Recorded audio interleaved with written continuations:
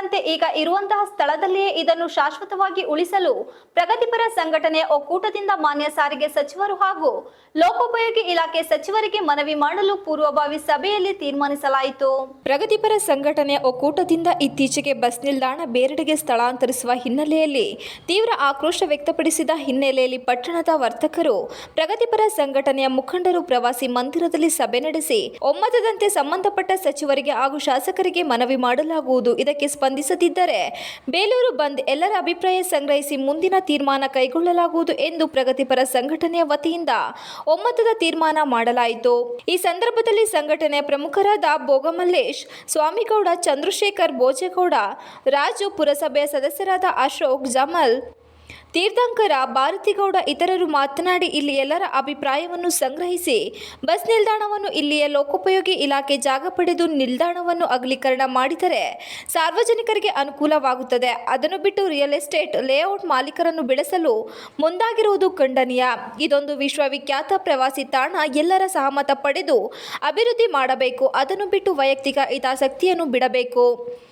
ಬೇಲೂರಿನ ಅಭಿವೃದ್ಧಿಯಾಗಬೇಕೇ ಹೊರತು ಇಲ್ಲಿನ ಬಸ್ ನಿಲ್ದಾಣವನ್ನು ಬೇರೆಡೆಗೆ ಸ್ಥಳಾಂತರಿಸಿ ಪಟ್ಟಣವನ್ನು ಸ್ಮಶಾನ ಮಾಡುವುದು ಬೇಡ.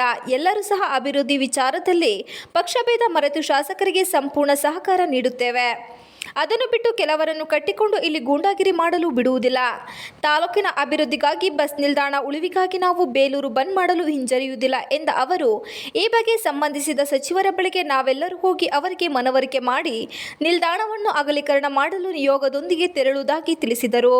ಈ ಬಗ್ಗೆ ಶಾಸಕರಿಗೂ ಸಹ ನಾವು ಸಂಪೂರ್ಣ ಮಾಹಿತಿಯನ್ನು ನೀಡುವುದರ ಜೊತೆಗೆ ಬಸ್ ನಿಲ್ದಾಣವನ್ನು ಇಲ್ಲಿಂದ ಸ್ಥಳಾಂತರಿಸಿದರೆ ಯಾವ ರೀತಿ ತೊಂದರೆಯಾಗುತ್ತದೆ ಎಂಬುದರ ಬಗ್ಗೆ ಅವರಿಗೆ ಮನವರಿಕೆ ಮಾಡಿಕೊಳ್ಳಬೇಕು. ಅಲ್ಲದೆ ಪಟ್ಟಣದ ಹೃದಯ ಭಾಗದಲ್ಲಿ ಬಸ್ ನಿಲ್ದಾಣ ಇದ್ದರೆ ಎಲ್ಲ ರೀತಿಯ ಅನುಕೂಲವಾಗುತ್ತದೆ ಎಂಬುದು ಸಚಿವರಿಗೆ ಹಾಗೂ ಸಂಬಂಧಪಟ್ಟ ಇಲಾಖೆ ಅಧಿಕಾರಿಗಳಿಗೆ ತಿಳಿಸಿದ ನಂತರ ಖಾಲಿ ಜಾಗವನ್ನು ಪಡೆದು ಅದನ್ನು ಅಭಿವೃದ್ಧಿಪಡಿಸಲು ಯಾವ ಸರ್ಕಾರಗಳು ಅಧಿಕಾರಿಗಳು ಸಹ ಹಿಂದೇಟು ಹಾಕುವುದಿಲ್ಲ ಎಂದ ಅವರು, ನಾವೆಲ್ಲರೂ ಸಂಘಟನೆಯವರಾಗಿ ಹೋರಾಟ ಮಾಡೋಣ. ಇದರಿಂದ ತಾಲೂಕಿನ ಅಭಿವೃದ್ಧಿಗೆ ಯಾವುದೇ ರೀತಿ ತೊಂದರೆಯಾಗುವುದಿಲ್ಲ ಎಂದು ತಿಳಿಸಿದರು.